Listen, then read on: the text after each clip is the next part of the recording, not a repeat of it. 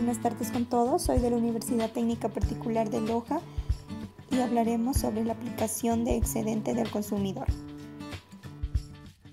El título es El excedente del consumidor como una herramienta para decisiones de política económica en Ecuador, un caso contrafactual de la industria farmacéutica.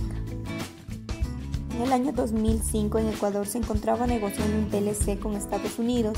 Uno de los temas que estaban siendo negociados era la disponibilidad pública de los datos de prueba. El cálculo más importante del estudio fue la estimación de la reducción en el excedente del consumidor en el mercado farmacéutico ecuatoriano. Los datos de prueba. Se conoce como datos de prueba a los estudios que se hacen para cada medicina, en los que se demuestra que tienen el efecto deseado y que sus consecuencias secundarias son menores. La importancia de los datos de prueba radica en que son un requisito para que una medicina reciba la autorización para ser comercializada en Ecuador. Metodología contrafactual. Afortunadamente para la realización del estudio se dispuso de información mensual detallada del universo de las medicinas comercializadas en Ecuador entre enero del 2000 y abril 2005 con nombres comerciales, principios activos, dosis, precios y cantidades vendidas. Consistió en responder a las siguientes preguntas. ¿Qué medicinas de uso humano se comercializaron en Ecuador entre el enero del 2000 y 2005? De las nuevas medicinas, ¿cuántas no tenían monopolio? Y en el caso de medicinas nuevas que no tenían monopolio en el año 2005, ¿cuánto hubiera sido la pérdida del excedente del consumidor si los productos hubieran sido monopólicos? A continuación nos muestran el cálculo del excedente del consumidor. Sobre los datos de prueba, en efecto, les concedía un monopolio al productor que primero introdujo el pan en el mercado ecuatoriano.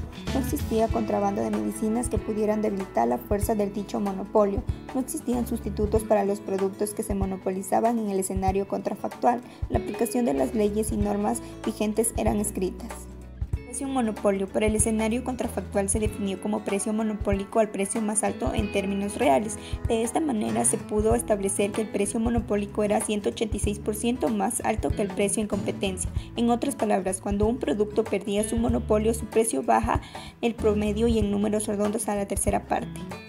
La función de demanda de los 16 PAN. La demanda de estas 87 medicinas sin el aumento de precio fue en el año 2005 con 6.1 millones de unidades a un precio de $1. Si los precios hubieran subido sus niveles de monopolio, estas hubieran caído un 77% a únicamente 1.4 millones de unidades a 2.86 por unidad.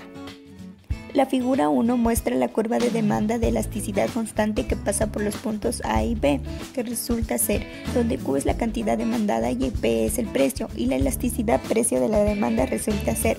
Si se asume que esta curva de demanda de los medicamentos con PAN no tuviera un monopolio, se puede estimar el excedente en el escenario competitivo.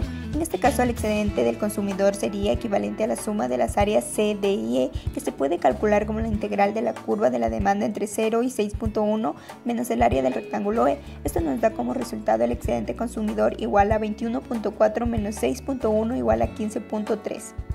Escenario contrafactual con monopolios en medicinas con PAN. El excedente del consumidor se reduce exclusivamente en el área C, que resulta ser el área bajo la curva entre 0 y 1.4, al cual se le debe restar el área F, dando como resultado $10.7 millones, lo cual es $5.24 millones menos que en el escenario competitivo. De bienestar del consumidor. Se puede concluir que si se hubiera implementado a partir de enero del 2000 la política reserva de datos de prueba, para el año 2005 los consumidores hubieran sufrido una pérdida de bienestar de $5.24 millones en consumo de medicinas. Los efectos se hubieran limitado a unas pocas medicinas, aquellas que contenían los 16 PAN, que siendo nuevos no tenían patente, en las que una monopolización hubiera producido precios significativamente mayores. La pérdida de bienestar de los consumidores por el aumento de precios hubiera sido equivalente a 5.4.